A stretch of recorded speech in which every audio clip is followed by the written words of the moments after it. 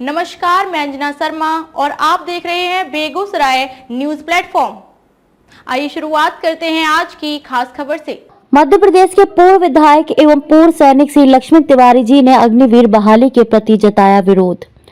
मध्य प्रदेश रीवा पूर्व विधायक श्री लक्ष्मण तिवारी जी इंटरव्यू में कहा कि पूर्व सैनिक एवं उनके परिजनों एवं सेवारत सैनिकों, उनके परिजनों तथा वीर नारियों की समस्त समस्याओं का निराकरण करने के लिए प्रदेश सरकार के बीच हमारी चर्चाएं चलती रहती हैं और पूर्व सैनिक सेवानिवृत्त के बाद अपने समाज और देश के प्रति बहुत ही गंभीरता से विचार करता है।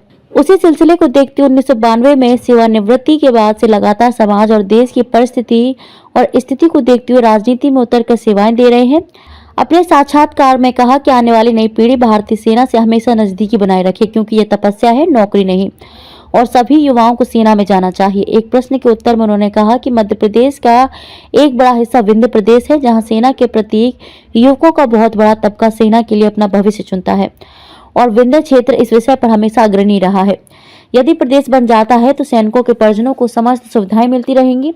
एक प्रश्न के उत्तर में अग्निवीर के बारे में भी तिवारी जी ने कहा कि इस भर्ती से हमारी भारतीय सेना बहुत कमजोर होगी और 4 वर्ष की सर्विस के दौरान जब अपने घर वापसी करेगा तो उसके सामने बहुत बड़ी चुनौती होगी और जिस प्रकार से बेरोजगार लोग घूम रहे हैं उनमें वह शामिल होकर के भारतीय समाज के सामने एक बहुत बड़ी चुनौती खड़ी हो जाएगी। इसलिए अग्निवीर प्रथा बंद होनी चाहिए और सामान्य स्तर पर भर्ती होती थी उसी तरह रखा जाए और भारतीय सेना की परंपरा को कायम रखा जाए। आज मैं मध्य प्रदेश के रीवा जिला के एक ऐसे ऊर्जावान विधायक और हमारे पूर्व सैनिक जिन्होंने भारतीय सेना के अंदर जाकर के कई युद्धों में शामिल हुए थे और वहां से कई वीरता पदक लेकर के आप वापस अपने जन्मभूमि में रीवा में पहुंचे और आने के बाद उन्होंने अपने भारतीय सेना के गुणों को, जिस प्रकार से एक सैनिक को समाज की सेवा के साथ साथ करना चाहिए, उस प्रकार से उन्होंने 1992 से लेकर लगातार पीछे मुड़कर नहीं देखा और जिन्होंने पत्थरों में धूप पैदा करने के लिए कि पत्थर में भी धूप को किस प्रकार से लगाया जाता है, ऐसे वीर पूर्व सैनिक लक्ष्मण तिवारी पूर्व विधायक के साथ में हूँ, जो विंध्य क्षेत्र के माने हुए विधायक हैं। और 1992 से उनकी सेवाओं पर उल्लेख किया जाए तो मध्य प्रदेश में नहीं अपितु पूरे भारतवर्ष में पूर्व सैनिक लक्ष्मण तिवारी जी का नाम, पूर्व विधायक और वर्तमान में उन्होंने जिस प्रकार से कोरोना वायरस के चलते उन्होंने संघर्ष किया तो हमारे आने वाली नई पीढ़ी के लिए प्रेरणा स्रोत है। और आज हमारे बेगूसराय न्यूज रीवा पहुंच करके आज हम हैं श्री लक्ष्मण तिवारी पूर्व विधायक पूर्व सैनिक। मैं आपको अपने चैनल पर बहुत बहुत स्वागत करता हूं। तिवारी साहब, मैं आपसे पूछना चाहता हूं कि आप एक पूर्व सैनिक नहीं बल्कि आप अभी टैलेंटेड सैनिक हैं और आप हमारे समाज के लिए, हमारे आने वाली पीढ़ी के लिए, हमारे आने वाले पूर्व सैनिकों के लिए और आने वाली पीढ़ी के लिए आप क्या देना चाहते हैं आशीर्वाद, उस संबंध में आपसे मैं कुछ जानना चाहता हूँ।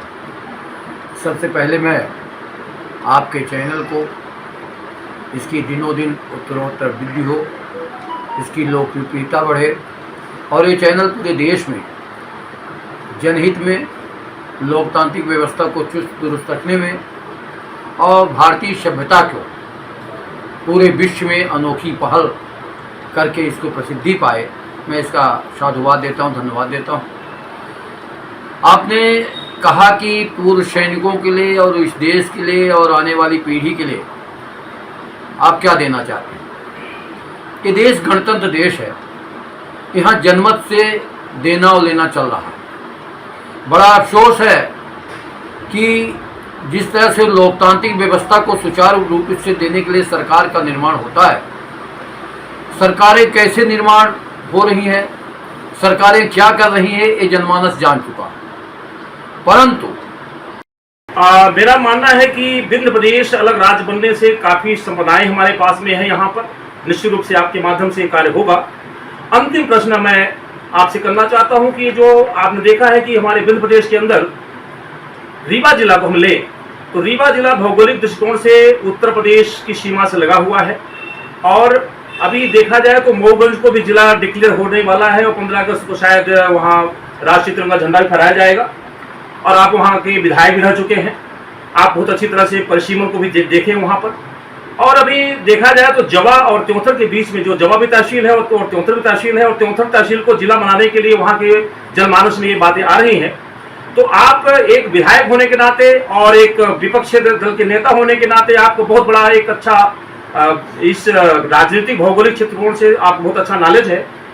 आपके उद्देश्य से क्या जवा को एक विधानसभा के रूप में नहीं देखा जा सकता? निश्चित रूप से जवा विधानसभा बनने लायक है।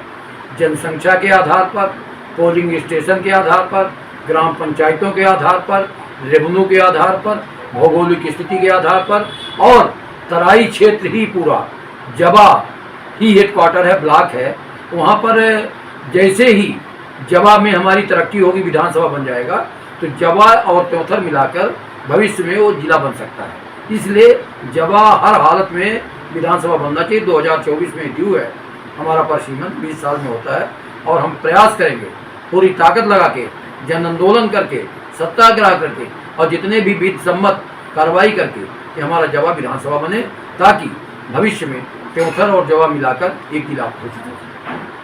बहुत बहुत धन्यवाद। आप ही हमारे बीच में आपने सुना पूर्व विधायक श्री लक्ष्मण तिवारी जी का हमारे साथ इस चैनल के साथ जो इंटरव्यू हुआ। निश्चित रूप से आपके अंदर जो अभिलाषा है और आप जन जन के नेता हैं, हमारे पूर्व सैनिक पूरे मध्य प्रदेश के, रीवा जिला के स्पेशली आपके साथ में कंधे से कंधा मिलाकर काम कर रहे हैं। और इसी प्रकार से हम चाहते हैं कि यदि ऐसे ही विधायक विधानसभा भवन पहुंचे तो एक हमारे देश की तरक्की के साथ साथ आने वाली नई पीढ़ी को एक अच्छा अवसर मिलेगा।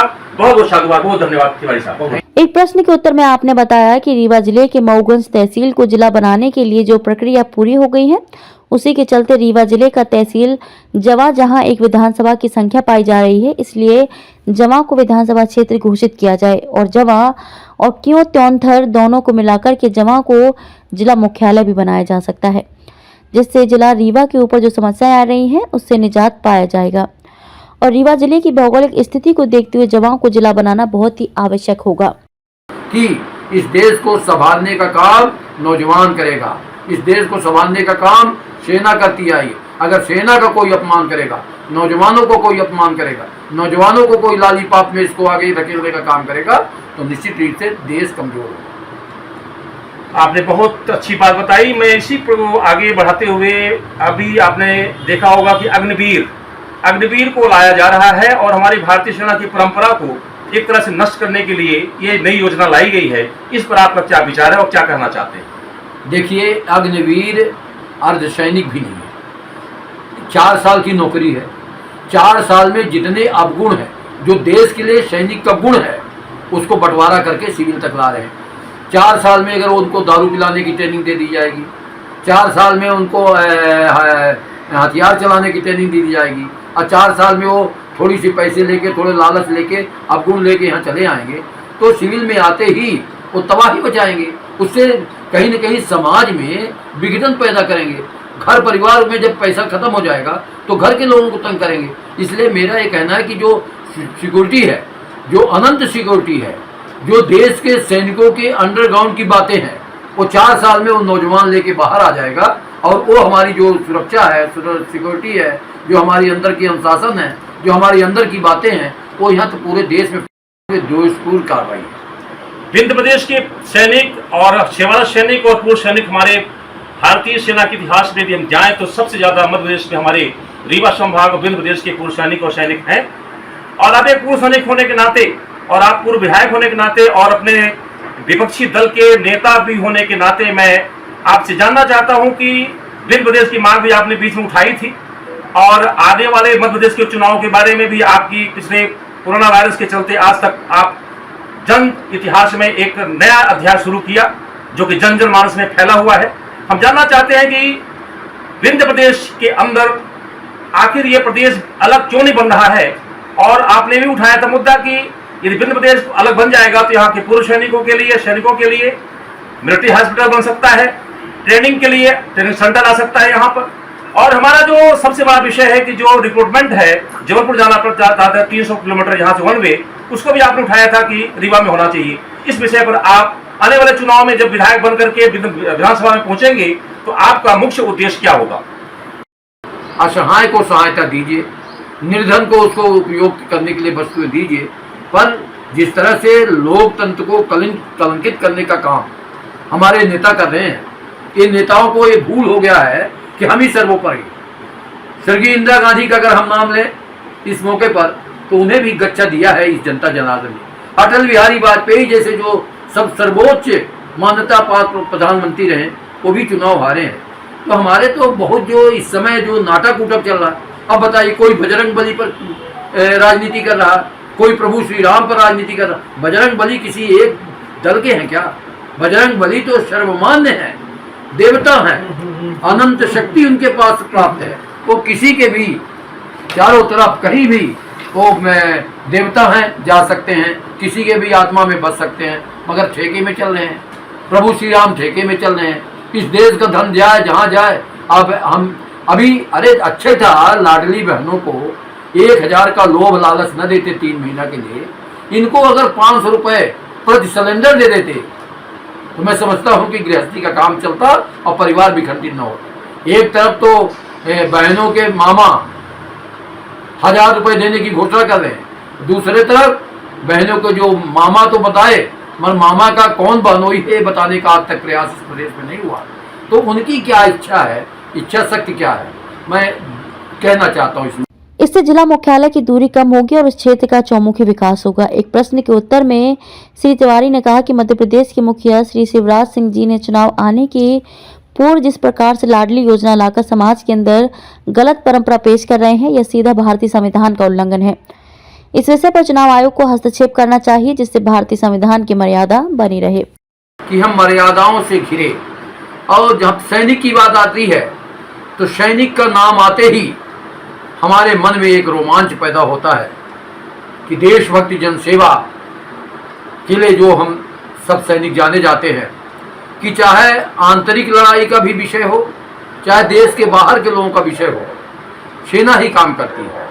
जब देश के भीतर भी संकट आता है, तब भी जब कंट्रोल नहीं हो पाता लोगों से या स्थानीय पुलिस से, तो सेना का ही नाम आता है, सेना उसको कंट्रोल करती है। मैं ये कहना चाहता हूँ कि सेना का नाम इस देश में सैनिकों के सहारे है, और जब सैनिक प्रताड़ित होता है, बड़ा दुखद है कि जंतर मंतर में हम आज कई विगत महीनों से, वर्षों से बैठे हैं कि इस देश में सैनिकों को 2 भागों में बांटा जा रहा है। सैनिकों का जो अपना रास्ता था, वो रास्ता भुलाने के लिए अलग से प्रसिद्धि पाई जा रही है। सरकार को चाहिए, मैं सुझाव देना चाहता हूँ सम्मानित इस देश के प्रधानमंत्री को, इस देश के कैबिनेट को, कि ऐसी स्थिति निर्मित ना करो।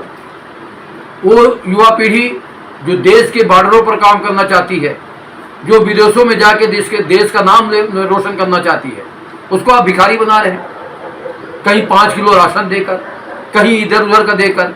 अभी इस समय हमारे मध्य प्रदेश में एक नया आविष्कार हुआ है, लाडली बहन। ये लाडली बहन के लिए 35-40 हजार करोड़ रुपए लगना है महीने में। ये शिवराज सिंह जी कहाँ लो?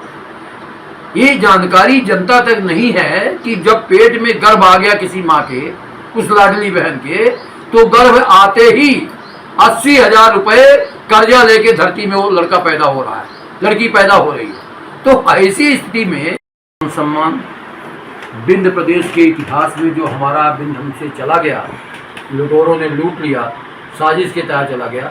विंध्य प्रदेश हमारा बनने से विंध्य प्रदेश की धरती जो ऊर्जा से लबालब है, खनिज संपदा से लबालब है, वन संपदा से लबालब है, और विंध्य प्रदेश में 56 भोग के जितने भी आइटम हैं, खाने पीने की सामग्री, जो हमारे विंध्य प्रदेश में पूरे देश में सबसे बड़ा सोपान, जिसको 56 भोग भगवान को भोग लगता है, वो विंध्य प्रदेश की धरती में। अगर विंध्य प्रदेश राज्य हमारा अलग बन जाए, मैंने शुरू से विंध्य प्रदेश की मांग की, आज भी विंध्य प्रदेश की मांग कर रहा हूँ। विंध्य प्रदेश बनने से विंध्य के लोगों का जन कल्याण हो जाएगा। विंध्य के अपनी इतिहास को, अपनी भाषा शैली का, अपने रोजगार का सृजन हो जाएगा। अब विंध्य प्रदेश में जो हमारा सीमेंट का हब है, विंध्य प्रदेश में जो हमारा खनिज संपदा का हब है, उसमें हम 100 वर्ष तक अकेले अगर सिंगरौली से ही हम इस विंध्य प्रदेश को चलाना चाहें, तो 100 वर्ष तक हमारा अकेले सिंगरौली ही रेवन्यू पर्याप्त दे देगा। बाकी विंध्य प्रदेश तो छोड़िए। इसलिए रीवा इसका इतिहास रहा है। अब विंध्य प्रदेश की राजधानी रीवा रही है। विंध्य प्रदेश बन जाने से हमारे जन जन को कल्याण होगा। ऐरा प्रथा बंद हो जाएगी, हमारे पशुधन का भी नुकसान नहीं होगा, हमारा खेती का रकबा बढ़ जाएगा, बोनी से आगे जाके तरक्की हो जाएगी। और जो लड़के बेरोजगार घूम रहे हैं, जो यहाँ स्थानीय उद्योग लगेंगे विंध्य प्रदेश में, उनमें कम से कम 70%, 50% उनके भर्ती हो जाएगी। और वैसे भी विंध्य प्रदेश में हमारे विंध्य प्रदेश के बनते ही दिन रातों रात तरक्की हो। जिस तरह से हमारे मध्य प्रदेश से छत्तीसगढ़ अलग हुआ, आज वो सुखमय है। जैसे बिहार से रांची का इलाका अलग हुआ, सुखमय है। तेलंगाना राज्य बना, वो सुखमय है। छोटे राज्य बनने से तरक्की होती है, इसलिए हमारा विंध्य प्रदेश मध्य प्रदेश से। बेगूसराय न्यूज पोर्टल के लिए मध्य प्रदेश से कैप्टन राज द्विवेदी की रिपोर्ट। खबरों में अब तक के लिए बस इतना ही। फिर होगी आपसे मुलाकात ऐसी एक खास खबर के साथ। तब तक के लिए नमस्कार और देखते रहिए बेगूसराय न्यूज प्लेटफॉर्म।